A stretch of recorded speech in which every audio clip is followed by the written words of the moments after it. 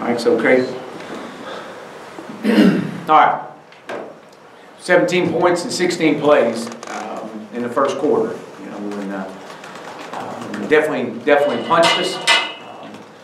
You know, when you go 44 yards for a touchdown, you return a punt for a touchdown, and you give up and you hold them to a field goal off of an interception and for 1 yard, and you get 17 points before you could even blink.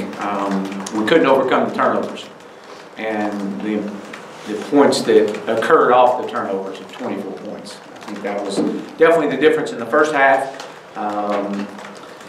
Offensively, you know, back within 7 mid-second quarter, but couldn't overcome an interception that led to a short field that put them up. And disappointed in our inconsistency offensively, and not being able to run the football. That's couldn't get the field position was such a major issue, especially coming back in and looking back over things.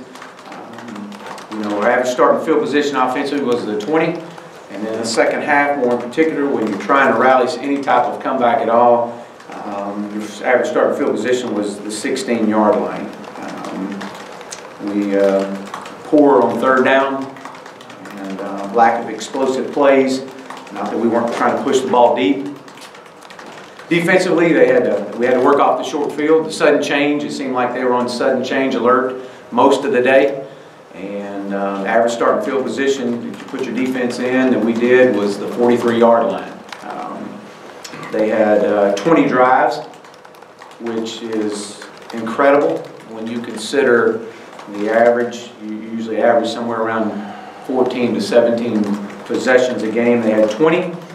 8 of those started on inside our 50-yard line. 3 more of those were at midfield, so 11 of their 20 drives, they had to go less than 60 yards. It's hard to beat anybody when you give someone a short field like that. Had 7 3-and-outs defensively. We gave up 3 points in the second half. There were some positives out of it. I thought our guys rallied. We had 9 hurries, 8 pass breakups. We knew the ball was going to come out of his hand, but we couldn't get home at times. I did not think we tackled well in space. We gave up 8 plays that resulted in 221 yards, and 7 of those were passes and 1 was run. The other 67 plays, we held them to 162 yards. I do know that we're good enough to eliminate these mistakes, and as I mentioned earlier, it's back to basics, but in the end, you know, our guys continue to play hard, and they continue to fight, and they compete, and we got to get better. We got to get better in all areas, and it starts with everyone looking in the mirror, and going back to our basics and focusing it on us. You know, we've got a very tough opponent we're going to play this week in Auburn, and we got our work cut out for us. They got as good a front 7 defensively as I've seen. They're going to run the football. I'm very familiar with their style of play and their defense. I've worked with Kevin in my time in Clemson, and I've known Chip, and obviously my relationship with Gus, but we've got our work cut out for us, but again, we've got to go back to what can we do, and offensively, and go back to getting better. Ty Story will start for us, and as we take this thing forward, and we look forward to this challenge. More importantly, of improving ourselves each and every day. And so with that, I'll open up. Raise your hand. Chad, what went into going with Ty Story as the starter? Well, I think that the message is that we want to settle on someone, and we came into the game last week with the intent to settle with Cole and be there, and that's why we went with him in the second half, and I wanted to see if we could work through some things, and we got a point in the second half. Especially after the last interception, and they go down and kick a field goal and put them up 27-10 or 37-10, and you know, it just felt like that putting Ty in that situation there would have been, I've been saying all along, we want to give the freshmen some reps, and that was an opportunity for us to do that. And I just thought that it's time to go with Ty and give him an even slate as he starts the game. So that was what's going on behind it. Yeah, Chad, how do you think Kyle responded after not playing last week? I think Ty's a professional. I think he is a competitor, and as all of them do, they all want to play. And so it was, as I shared with him. I wanted to go with through the last week of preparation and practice. As I shared with you, Cole had the best week, and I was content with let's see if we can settle in and ride this thing out with Cole. And this has kind of been the situation we've been in, and I just we're going with Ty this week, and Ty's regardless of the practice, regardless of the way things go, and I wanted him to know straight up from yesterday that look, we're going to go with you, and let's respond. And now instead of putting you in to where you're in a tough situation, to see with the momentum not in your favor, how would you respond? And so that was my intent, and shared that with him yesterday, and his exact words to me, he said, "Let's go, Coach." Coach, just the numbers of players that you're playing on offense, wide receiver, even the offensive line, the backfield for you, how hard is it to get a mesh and to have consistency? Well, you want to settle in as much as you can. From an offensive line standpoint, you're still trying to create some depth and get the right combination in there. You want to try to create some consistency. So yeah, that's been very hard. It has. Depth-wise at wide receiver, we're trying to play a lot of guys and get them some experience as we move into conference play. And so, that comes with it.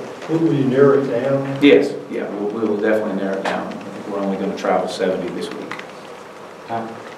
What does it entail to get back to running your base offense? What do you have to do to get that done? And also, what was Cole's response to you naming Ty already? Well, I mean, first of all, Cole was disappointed in the fact that the outcome of last week and the way things went. He was on the sidelines and very encouraging to the freshmen that went in, and going back to just our basics, just what can we do? Let's as I mentioned to the staff, let's reduce, let's simplify, and let's give clarity, let's find some things that we can do, and let's hang our hat on it as we continue to battle through the storm that we're in, and that's been my message to our players.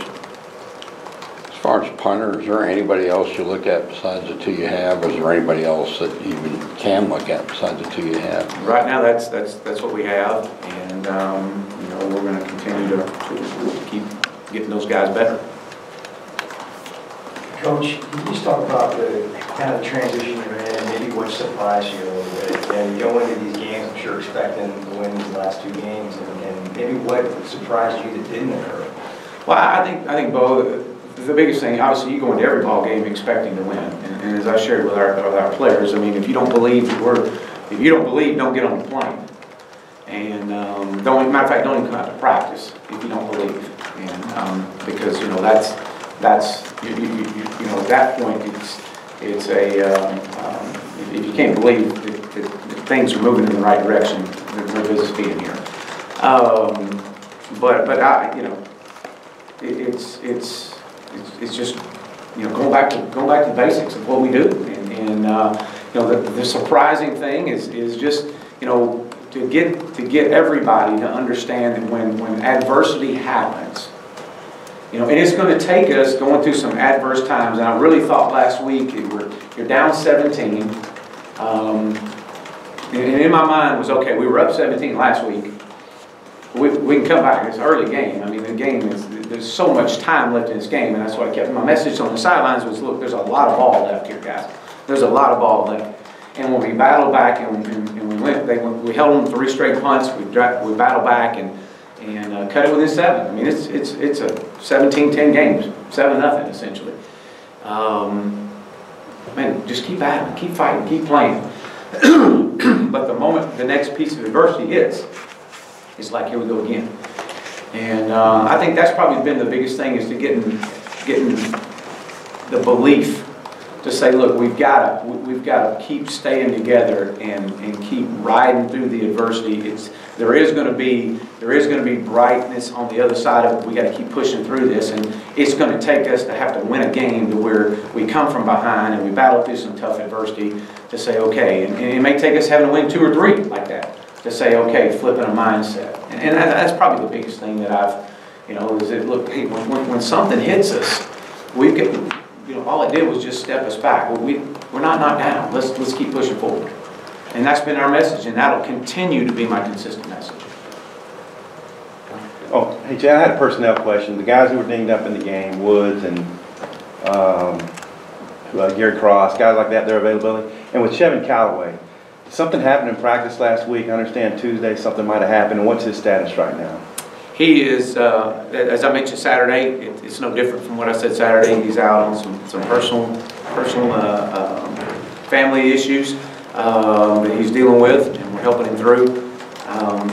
With the Mike Woods, and I anticipate Mike to play. He was out there yesterday. We'll see how he feels today. The Gary Cross was doubtful.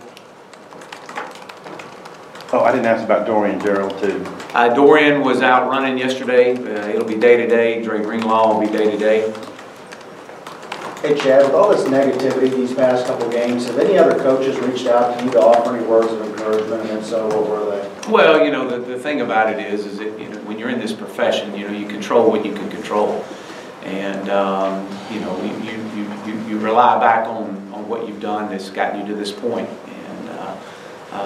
And sure, oh yeah, a lot of coaches reach out, as we all do, and text each other, congrats, or hang in there, keep your head up. You just control what you can control. You keep pushing forward, and you know that, hey, we're in a storm, but the storm will pass.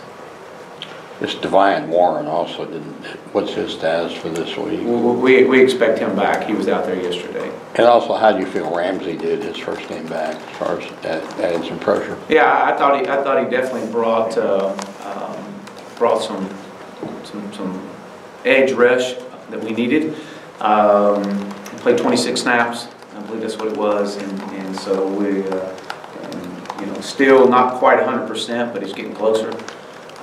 He was a little sore, but that's to be expected being in the first game. So for him, so we're excited to have him back. And also Colton Jackson, how you feel he did his first game back? Yeah, same thing. He did some good things. You can definitely tell it was his first game, but we'll continue to bring him along. He was sore as well, but definitely will give us some depth in our offensive line. Was pleased with Noah Gatlin at left tackle again. For a freshman to be put in those situations the last 2 weeks, and so hopefully we'll be able to get Colton back in there to help out as well.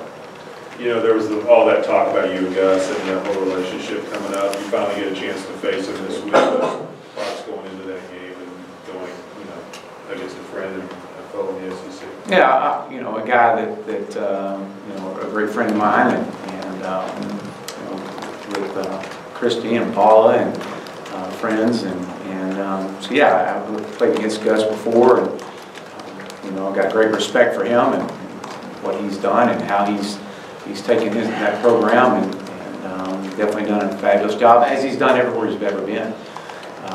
And so I look forward to getting our football team better. That's what I look forward to. When you talk about traveling 70 players, the rule for SEC games, what does that look like in terms of like skill guys? Like how many wide receivers would you travel? 7 or 8 or more than that? And running backs, tight ends? Yeah, we're still going. It's kind of it's a sliding scale. A lot depends on how the week goes. Usually like travel four running backs, and as many as 8 wide receivers, 7 to 8. And then more so on your defense and offensive fronts. That's what you try to put the majority of your numbers in. But you try to get to your 70. You limit some of the guys that all they've done is just play special teams, and only been on maybe 1 or 2 of those teams. And so those guys will will not travel. You know, it does present a challenge when you have to reduce down to 70 when we've been traveling 85. Coach, you kind of, back over here, you kind of summed it up a little bit earlier, but if you could just talk about the challenges you're facing on offense, I think that might be, for fans, at least one of the things they're a little surprised about just because of your background in offense. So maybe to hear you explain, what's the struggle there right now overall? Yeah, I think there's a lot of, I think, you know, you can see that the inconsistency in a lot of areas, you know, the timing with the quarterbacks and the wide receivers. You saw a little bit of that the other day. Some of that was because we have a true freshman out there, and everybody wants to put it on the quarterback when you know, it was on a true freshman. Inconsistency up front with just our inability. We ran the ball really effective last week, and the first week and the third week we haven't been as effective and as efficient. And so just a lot of inconsistencies all across the board. And I think that when you look back, and we've been talking about the quarterback since April, and you know, believe me, I want to settle on one. That's what I want to do, and that's the direction we're trying to get to.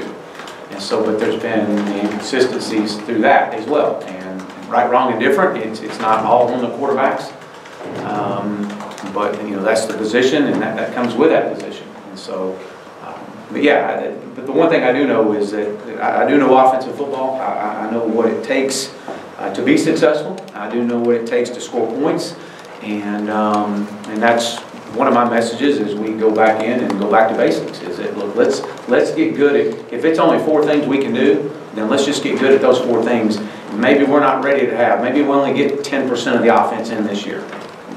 Let's be very effective with 10% of that offense that we get in.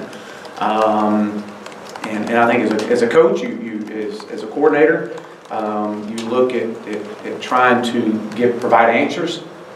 That when you have deficiencies, where are the answers? And we're always searching for answers. And that's just what we do offensively. And so we're back in there yesterday, and we're working tirelessly.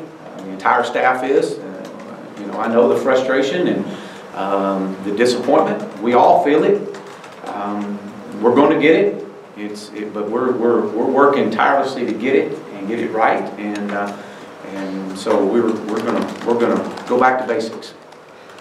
Tight ends haven't been targeted a whole lot through the first 3 games. Is that just a product of what defenses have given y'all, or would you like to get those guys more involved in the passing game? Well, they've been targeted. We just hadn't gotten it to them. Or we've had them out in routes, and the read progression hadn't presented it to them. So yes, we've gotten them in that area. We ran a lot of 12 personnel last week, and had several opportunities to try to get the ball and drive the ball on a tight end, and we just haven't been able to get it done. In the games Ty has played, in the quarters he's played, what has he done well for what you guys need to do? And then how are the quarterbacks in their progressions with the passing game as well? Like finding receivers as they work through progressions? Yeah, I think Ty, you know, Ty is since April or since spring and working all through fall camp has been efficient and understands the offense, as I've said many times. Has played an offense similar to this. Knows how to get the ball out of his hands, get us in the right protections, be able to pull the ball down and run it with his legs at times. From a progression standpoint, from the quarterback, usually what happens is you have one read, and if that read's not there, then you scan across the field. And so part of us and part of what you do as a coach is maybe you cut the full route, the full field reads down, and maybe you just go a half field read, and to simplify, to reduce, simplify, and clarify, to make things a little bit simpler. Have you had to do that to this point, or is that something you're going to have to do now? We're going to continue in all areas, try to get back to the basics and simplify things. It was a small sample size. What do you think of the way Nolan played on Saturday? Connor. I thought he did some good things. I thought that to put him in with that situation, I shared with him. I said, hey man, just go play, At that point, what the score was, go play. And I thought we had a sprint out call for him on the first play, and wasn't there, and pulled it down and ran. And I think he showed some of his athleticism. So I thought he did some good things. I know there's a couple passes that he wishes he had had. I think we had Grayson tied in open down the middle at the seam, and wish we could have driven it on him. But we'll continue to work these guys. Hey Chad, we've heard some snippets about you coming up here and meeting Gus when he was at Springdale, or was it Shiloh first?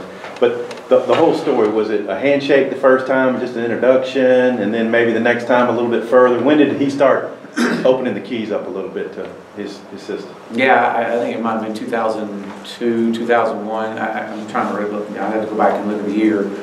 But yeah, I did. We actually went down and saw him in Little Rock, and a game, and then came up here in January. And you know, there were several times I took a couple of trips to watch him play, and just to say, look, I'd love to talk ball, and he was very reserved at that time, and it wasn't until my persistence,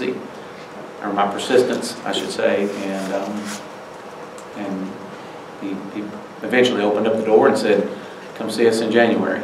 And so, and we did, and that was January of that year, whatever year it was, and from that point forward, we've talked ball quite a bit. Yeah.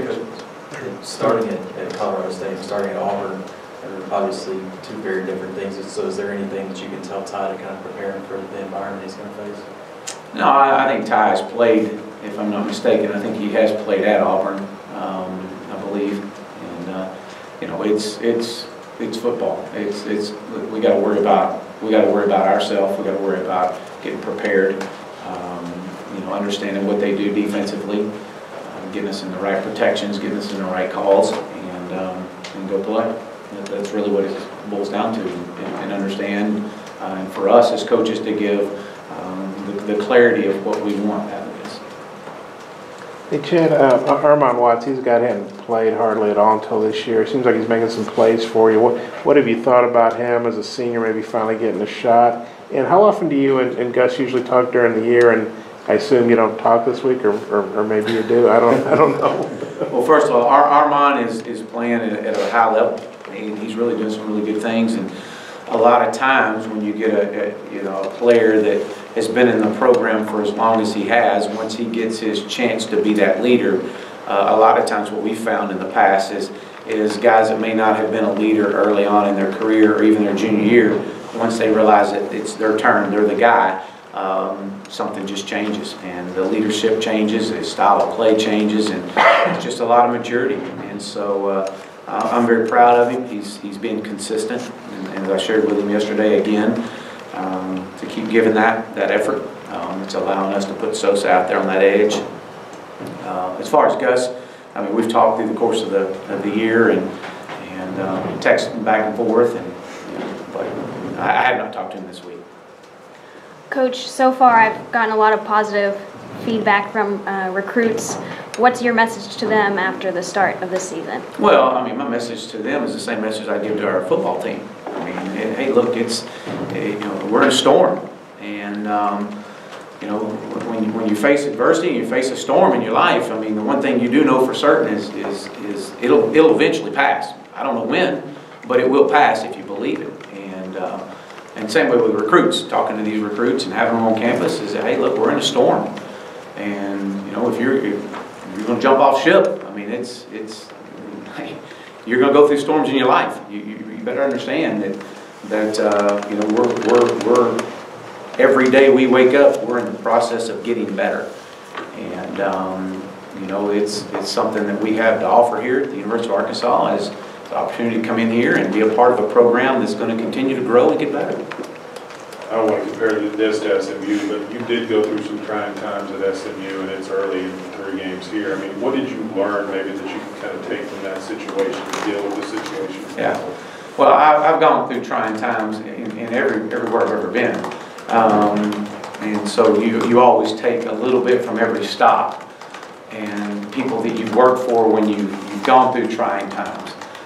And what can you build off of? And the one thing that's consistent is my message of the one thing we can control. There's a lot of uncontrollables, and if we focus our energy on all the uncontrollables, then we're wasting time and effort on things we can get better at. And that's our message, is we've got to get better. We've got to focus on ourselves, look in the mirror, and we just have to get better. I mean, that's the bottom line, is we got to get better in all phases.